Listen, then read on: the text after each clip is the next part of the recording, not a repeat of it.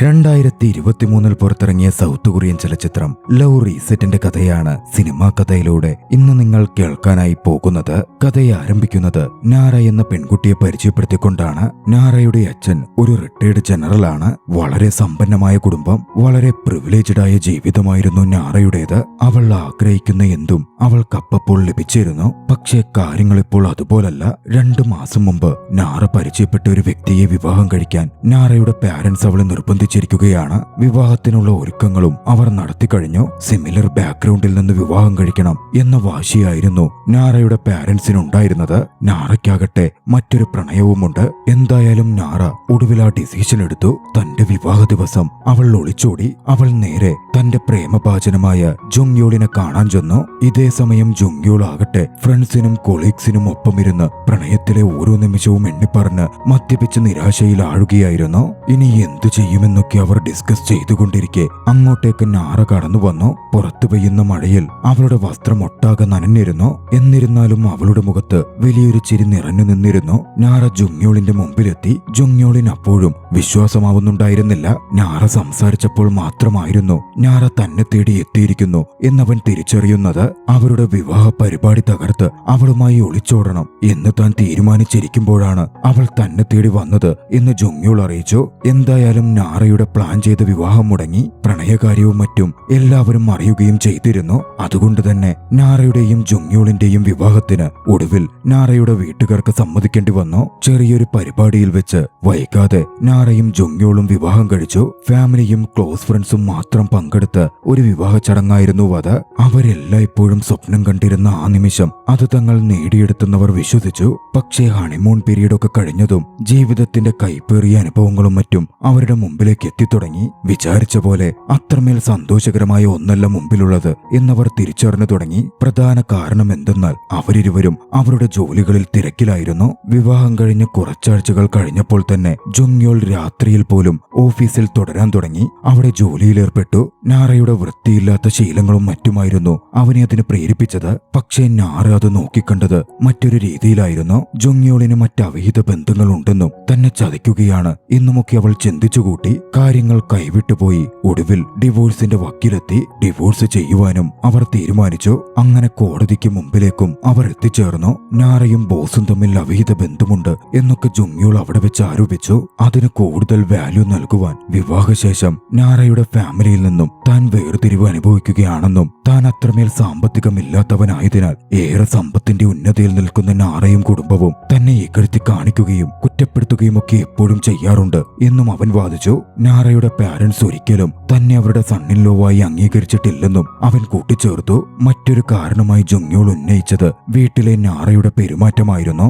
നാരയ്ക്കൊരു വൃത്തിയുമില്ലെന്നും ഒട്ടും ശ്രദ്ധയില്ലാതെയാണ് വീട്ടുകാര്യങ്ങൾ ചെയ്യുന്നത് എന്നും അവൻ പറഞ്ഞു. ലോയർ എന്ന രീതിയിൽ തന്റെ ക്വാളിഫിക്കേഷൻ ഡേയുടെയെന്ന് നാര വീട്ടിൽ വലിയൊരു തീപിടുത്തം തന്നെ സംഭവിപ്പിക്കേണ്ടതായിരുന്നു. താൻ തിരിച്ചു വന്നപ്പോൾ കണ്ടത് അടുപ്പിലിരുന്ന് തീ കത്തി പാത്രമടക്കം കത്താൻ പോകുന്നതായിരുന്നുവെന്നും താൻ വേഗത്തിൽ തീ കെടുത്തിയതുകൊണ്ട് തീപിടുത്തം ഉണ്ടാവാതെ രക്ഷപ്പെട്ടത് എന്നുമൊക്കെ അവൻ ആരോപിച്ചു. പരസ്പരമുള്ള ആരോപണങ്ങളും വാദങ്ങളും ജഡ്ജസിന് മുമ്പിൽ ഉയർന്നെങ്കിലും ജഡ്ജസ് അവരോട് 30 ദിവസത്തെ വെയിറ്റിംഗ് പീരീഡ് എടുക്കാൻ പറഞ്ഞു. അങ്ങനെ കുടുംബ കോടതിയിൽ നിന്നും അവർ ഒന്നിച്ച് പുറത്തിറങ്ങി കാറിൽ സഞ്ചരിച്ചു പോരാൻ ആരംഭിച്ചു. ജോലി സ്ഥലത്തേക്കായിരുന്നു ഇരുവർക്കും പോവേണ്ടിയിരുന്നത്. കാറിലിരുന്നും അവർ തമ്മിൽ വഴക്കുകൂടാൻ ആരംഭിച്ചു. ജുങ്യോൾ ഒന്നും കമ്മ്യൂണിക്കേറ്റ് ചെയ്യാത്തതാണ് പ്രശ്നം എന്ന് നാര ആരോപിച്ചപ്പോൾ നാരയ്ക്ക് നാരയുടെ കാര്യം മാത്രമേ ഉള്ളൂ എന്നായിരുന്നു അവന്റെ മറുപടി. വഴക്കുണ്ടാക്കി വാക്കുതർക്കത്തിൽ ഏർപ്പെട്ട് കാർ മുമ്പോട്ട് പായിച്ചതിനാൽ ജുങ്യോൾ ട്രാഫിക് സിഗ്നൽ ശ്രദ്ധിച്ചിരുന്നില്ല. അവരുടെ കാർ അപകടത്തിൽപ്പെട്ടു. അവർ ആശുപത്രിയിലും അഡ്മിറ്റാക്കപ്പെട്ടു. ഭാഗ്യവശാൽ രണ്ടുപേർക്കും ഒരുപാട് പരിക്കുകൾ പറ്റിയിരുന്നില്ല. പക്ഷേ ഇരുവരുടെയും ഓർമ്മകൾ ആക്സിഡന്റിൽ ഇല്ലാതായിരുന്നു. ഡോക്ടർ ക്യൂ എന്ന വ്യക്തിയായിരുന്നു ഇരുവരെയും പരിചരിച്ചത്.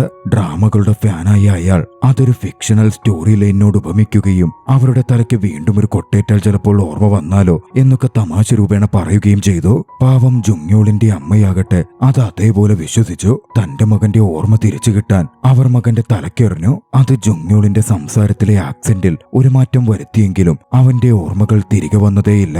ഓർമ്മകൾ ഇല്ലാത്തതുകൊണ്ട് ഇരുവരും വീണ്ടും ഓർമ്മകളിലേക്ക് തിരികെയെത്തി. പരസ്പരം വെറുത്താലെ ഡിവോഴ്സ് ചെയ്ത് തങ്ങളുടെ മകളെ വീണ്ടെടുക്കാൻ സാധിക്കൂ എന്ന് നാരയുടെ അമ്മ അമ്മ ചിന്തിച്ചിരുന്നു. അതുകൊണ്ട് അതിനുവേണ്ട സിറ്റുവേഷൻസ് ഒരുക്കുവാൻ അവർ പദ്ധതിയിട്ടു. ഇരുവരെയും കുറച്ചുനാൾ കൂടി ഒന്നിച്ച് ജീവിപ്പിക്കാനായിരുന്നു അവരുടെ പദ്ധതി. അവരിരുവരെയും ടേക്ക് കെയർ ചെയ്യുവാൻ നാറയുടെ സഹോദരിയെ അമ്മ ചുമതലപ്പെടുത്തുകയും ചെയ്തു. അവർ തമ്മിൽ അടുപ്പമുണ്ടാവുന്നില്ല എന്ന് നോക്കേണ്ടതും നാറയുടെ സഹോദരിയുടെ ചുമതലയായിരുന്നു. ഒരു ദിവസം ജുങ്യോൾ തന്റെ മുൻകാല സുഹൃത്തായ ഗേബിയിൽ നിന്നും ചില കാര്യങ്ങൾ അറിഞ്ഞു. അവർ ആദ്യമായി കണ്ടുമുട്ടുന്നത് ഒരു ബാറിൽ വെച്ചിട്ടായിരുന്നു. കഥയൊരു ഫ്ലാഷ് ബാക്കിലേക്ക് പോകുന്നു. അന്ന് ഗേബി അവിടെ ബാർടെൻഡറായി ജോലി നോക്കുകയാണ്. യാദൃശികമായി അന്ന് ജുങ്യുവിനെയും നാറയെയും പരസ്പരം പരിചയപ്പെടുത്തിയത് ഗേബിയായിരുന്നു. നാറയുടെ ഭംഗിയിൽ ജുങ്യോൾ കണ്ടപാടെ വീണിരുന്നു. അവൻ അവളെ അത്രമേൽ ഇഷ്ടപ്പെട്ടു. പക്ഷേ നാറയ്ക്കാകട്ടെ അവനോട് സംസാരിക്കാൻ പോലും താല്പര്യമുണ്ടായിരുന്നില്ല.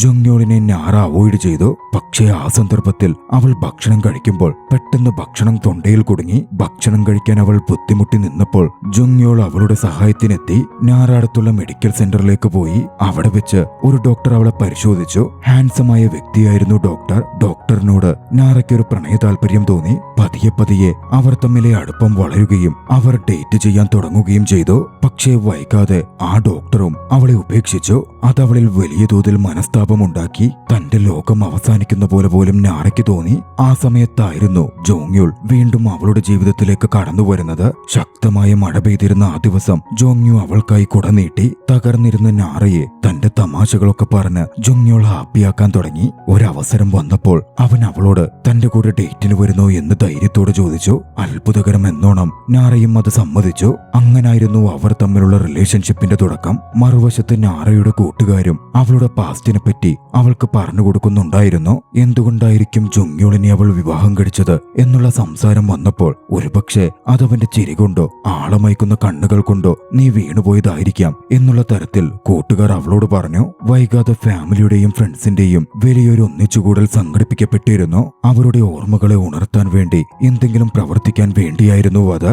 പക്ഷേ അതും പരാജയപ്പെട്ടു പോയി. അടുത്തതായി അവരുടെ ഓർമ്മകളെ തിരികെ കൊണ്ടുവരാൻ അവർ പോയതൊരു സൈക്യാട്രിസ്റ്റിന്റെ അടുത്തേക്കായിരുന്നു. അവരിരുവരെയും ഹിപ്നോട്ടൈസ് ചെയ്തു. ഹിപ്നോസിസിലൂടെ തങ്ങളുടെ പഴയ കുറെ ഓർമ്മകൾ വീണ്ടെടുക്കുവാൻ അവർക്കായി. പക്ഷെ ആ ഓർമ്മകൾ അവർ വിചാരിച്ച പോലെ നല്ല ഓർമ്മകളായിരുന്നില്ല. ആക്സിഡന്റ് നടക്കുന്ന സമയത്ത് നാറ തന്നോട് ഒച്ചയെടുത്തതും തന്നെ ശപിച്ചതും ശകാരിച്ചതും അതുപോലെ ക്വാളിഫയിങ് ഡേയുടെ അന്ന് വഴക്കുണ്ടായി അവർ തമ്മിലുള്ള പ്രശ്നം മൂർച്ഛിച്ചതുമായുള്ള ഓർമ്മകളായിരുന്നു അത്. തെറാപ്പിയിലൂടെ ഒരു കാര്യം കൂടി ഇരുവരും തിരിച്ചറിഞ്ഞു. ജുങ്യോളിന്റെ ക്വാളിഫയിങ് ഡേയിൽ വീടിന് തീപിടിക്കേണ്ടതായിരുന്നു എന്ന് ജുങ്യോൾ ഡിവോഴ്സിന്റെ സമയത്ത് പറഞ്ഞ ആ ദിവസം ജുങ്യോൾ മടങ്ങി വരുമ്പോൾ അവന് സൂപ്പുണ്ടാക്കി കൊടുത്ത് അവനെ സർപ്രൈസ് ചെയ്യിക്കാനായിരുന്നു നാറ ശ്രമിച്ചത്. പക്ഷേ അവളൊന്ന് സന്തോഷത്തിന്റെ പുറത്ത് ഒരുപാട് മദ്യപിച്ചിരുന്നത് കൊണ്ട് തന്നെ അവൾക്ക് തീ കൺട്രോൾ ചെയ്യുവാനോ ശ്രദ്ധ കൊടുക്കാനോ സാധിച്ചില്ല. അങ്ങനായിരുന്നു പാത്രത്തിന് കത്തുപിടിക്കാൻ അത് കാരണമായത്. അന്നത്തെ കൗൺസിലിംഗ് സെഷൻ അവസാനിച്ചപ്പോൾ ജുങ്യോൾ നാറയോട് മാപ്പ് പറഞ്ഞു. അന്ന് സംഭവിച്ചതിനെപ്പറ്റി എന്തുകൊണ്ടത് സംഭവിച്ചു എന്ന് താൻ അന്വേഷിക്കാതിരുന്നതും നിന്നോട് അതിനെപ്പറ്റി ചോദിക്കാതിരുന്നതും തന്റെ തെറ്റാണ് എന്നവൻ പറഞ്ഞു.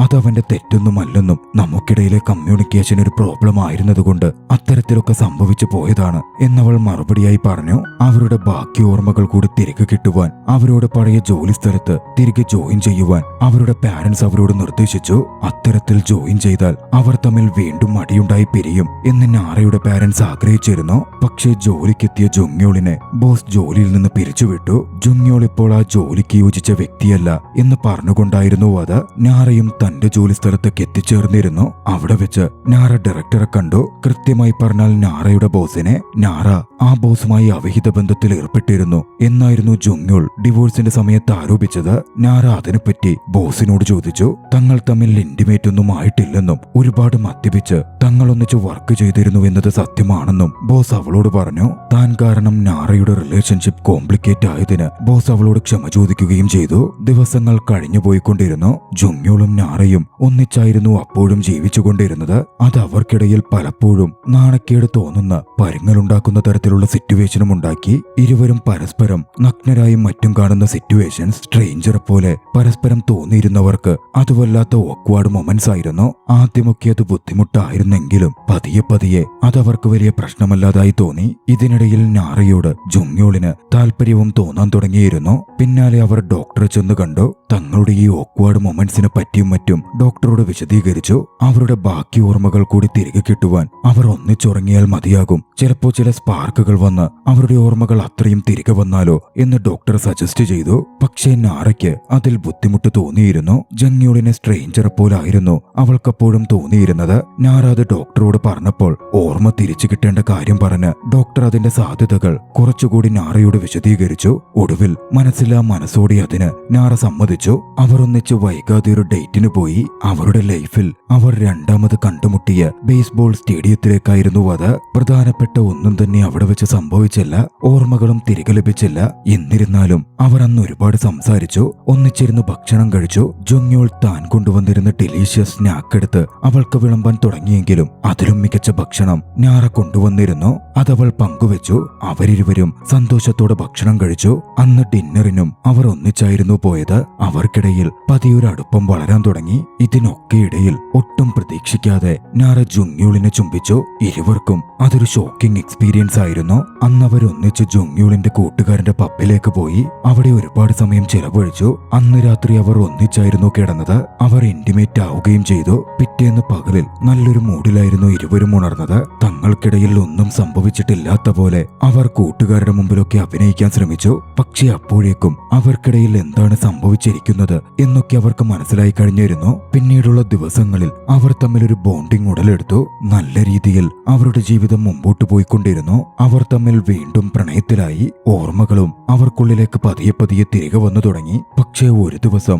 ആ അപകടം സംഭവിച്ചു. അവർ ഒന്നിച്ച് ഇന്റിമേറ്റായി സമയം ചെലവിടുമ്പോൾ നാറയുടെ സഹോദരി കടന്നു വരികയും അവരെ ഒന്നിച്ച് കാണുകയും ചെയ്തു. ഞെട്ടലോടെ അവൾ ഉടനടി അവളുടെ അമ്മയ്ക്ക് വിളിച്ചു. നാറയും ജുങ്യോളും വീണ്ടും ഒന്നിക്കുന്നു എന്ന കാര്യം അറിയിച്ചു. വൈകാതെ അമ്മ ജുങ്യോളിനെ കാണാനെത്തി. ജുങ്യോൾ വീണ്ടും നാറയുടെ ജീവിതത്തിലേക്ക് എത്തുന്നത് അവർ ഇഷ്ടപ്പെട്ടിരുന്നില്ല. തന്റെ മകളുടെ പൂർണ്ണമായ ഓർമ്മകൾ പെട്ടെന്ന് തിരികെ കിട്ടണമെന്നും അതോടെ അവർ അകലണമെന്നും നാറയുടെ അമ്മ ആഗ്രഹിച്ചു. അവർ വീണ്ടും അടുക്കാൻ തുടങ്ങിയതോടെ നാറ അവിടെ തുടരുന്നത് പന്തിയല്ല എന്നും നാറയുടെ അമ്മയ്ക്ക് തോന്നി. അതുകൊണ്ട് തന്നെ നാറയെ വിദേശത്തേക്ക് അയക്കുവാനും അവർ പ്ലാൻ ചെയ്യാൻ ആരംഭിച്ചു. പോകുന്നതിനു മുമ്പ് കോർട്ടിൽ പോയി കേസ് സെറ്റിൽ ചെയ്യാനും നാറയോട് അമ്മ പറഞ്ഞു. കാര്യം എന്തെന്നാൽ ഡിവോഴ്സ് ഫയൽ ചെയ്ത് വാദങ്ങൾക്കും പ്രതിവാദങ്ങൾക്കും ശേഷം 30 ദിവസം കഴിഞ്ഞതിനാൽ അവർക്ക് ഡിവോഴ്സ് അനുവദിക്കപ്പെട്ടിരുന്നു. നാറയോട് വിദേശത്തേക്ക് പോകുവാൻ ഫാമിലിയിൽ നിന്ന് പ്രഷർ വന്നു. മറ്റു വഴികളില്ലാതെ നാറ അതിന് തയ്യാറായി. ജുങ്യു ആകട്ടെ നാറയ്ക്കൊപ്പം താമസിച്ച വീട് വിട്ടിറങ്ങാനുമുള്ള തീരുമാനത്തിലേക്കെത്തി. ജുങ്യോൾ നാറയ്ക്കൊപ്പം താൻ ചിലവഴിച്ച നിമിഷങ്ങൾ ഓർത്തു. എല്ലാം നല്ലതല്ലെങ്കിലും എല്ലാ നിമിഷവും അത്രമേൽ മോശവുമായിരുന്നില്ല. വിദേശത്തേക്ക് പോകുന്നതിനു മുമ്പ് നാറയും തന്റെ സഹോദരിയുമായി സംസാരിച്ചു. അവരുടെ വിവാഹത്തെ പറ്റിയും നടക്കുന്ന കാര്യങ്ങളെപ്പറ്റിയുമുള്ള യഥാർത്ഥ വിവരങ്ങൾ കുറേയധികം നാറയ്ക്ക് സഹോദരിയിൽ നിന്ന് ലഭിച്ചു. തങ്ങൾ തമ്മിലുള്ള ഫൈറ്റ്സും തെറ്റിദ്ധാരണകളും അതിലുപരിയായി തങ്ങൾ തമ്മിലുണ്ടായിരുന്ന പ്രണയവും ഒക്കെയും അവൾ ഒന്നുകൂടി റിയലൈസ് ചെയ്തു. അടുത്ത ദിവസമായിരുന്നു നാറയ്ക്ക് വിദേശത്തേക്കുള്ള ഫ്ലൈറ്റ് ഉണ്ടായിരുന്നത്. നാറ എയർപോർട്ടിലേക്ക് എത്തി. വിവരമറിഞ്ഞ് ജുങ്യോളും അങ്ങോട്ടേക്ക് ഓടിയെത്തിയിരുന്നു. ജുങ്യോൾ നാറയോട് മനസ്സ് തുറന്ന് സംസാരിക്കാൻ ശ്രമിച്ചു. മുമ്പുള്ള റിലേഷൻഷിപ്പിൽ തനിക്ക് വന്ന തെറ്റുകൾ ഏറ്റുപറഞ്ഞ് അവൻ അവളോട് ക്ഷമ ചോദിച്ചു. പക്ഷെ അവൾ ഹെഡ്ഫോൺ വെച്ചിരുന്നതുകൊണ്ട് അവൻ പറഞ്ഞതൊന്നും കേട്ടിരുന്നില്ല. ജുങ്യോൾ വീണ്ടും എല്ലാം വിശദീകരിക്കാൻ തുടങ്ങിയപ്പോഴേക്കും നാറ അവനോട് ഗുഡ് ബൈ പറഞ്ഞ് മുമ്പോട്ട് പോവാൻ തുടങ്ങി. വീണ്ടും തിരികെ വരാൻ ഉദ്ദേശമില്ല എന്നൊരു സൂചനയും അതിലുണ്ടായിരുന്നു. ജുങ്യോൾ ആകെ തകർന്നിരുന്നു. ഫ്രണ്ട്സ് വന്ന് ജുങ്യോളിനെ സമാധാനിപ്പിച്ചു. പക്ഷെ മുന്നോട്ട് നീങ്ങിയെങ്കിലും നാറ ഒന്നുകൂടി ചിന്തിക്കുകയായിരുന്നു. പോവാൻ അവൾക്ക് മനസ്സ് വന്നില്ല. അവൾ ജുങ്യോളിനടുത്തേക്ക് തിരികെ എത്തി. ജുങ്യോളിനോട് സംസാരിച്ചു. ജുങ്യോളിന് 90 ദിവസം സമയം തരാമെന്നും ഓർമ്മകൾ വീണ്ടെടുത്ത് തങ്ങളുടെ റിലേഷൻഷിപ്പ് നല്ല രീതിയിലാക്കുവാൻ സാധിക്കുമെങ്കിൽ ശ്രമിച്ചു നോക്കെന്നും അവൾ പറഞ്ഞു. ജോങ്യോളിന്റെ സന്തോഷത്തിന് അതിരില്ലായിരുന്നു. വീണ്ടും അവളെ സ്വന്തമാക്കുവാൻ തന്റെ കഴിവിന്റെ പരമാവധി ശ്രമിക്കുമെന്ന് അവൻ അവളോട് വാഗ്ദാനം ചെയ്തു. അവരിരുവരും വീണ്ടും ഒന്നുചേരുകയായിരുന്നു. അവർ ഗാഢമായി ചുംബിച്ചു. തെറ്റുകൾ സംഭവിക്കാതെ അവരുടെ റിലേഷൻഷിപ്പിൽ ഇനി അവർ നല്ല രീതിയിൽ മുമ്പോട്ട് പോകുമെന്ന സൂചനയോടെ ചലച്ചിത്രം അവസാനിക്കുന്നു. നിങ്ങൾക്ക് ഈ കഥ ഇഷ്ടമായെങ്കിൽ വീഡിയോ ലൈക്ക് ചെയ്യുക. അഭിപ്രായങ്ങളും നിർദ്ദേശങ്ങളും കമന്റുകളിൽ രേഖപ്പെടുത്തുക. കഴിയുമെങ്കിൽ ചാനൽ സബ്സ്ക്രൈബ് ചെയ്തും കൂട്ടുകാർക്ക് ഷെയർ ചെയ്തു കൊടുത്തും ഞങ്ങളെ സപ്പോർട്ട് ചെയ്യുക. അടുത്ത എപ്പിസോഡിൽ മറ്റൊരു മികച്ച ചലച്ചിത്രവുമായി നമുക്ക് കണ്ടുമുട്ടാം. അതുവരെ ബൈ.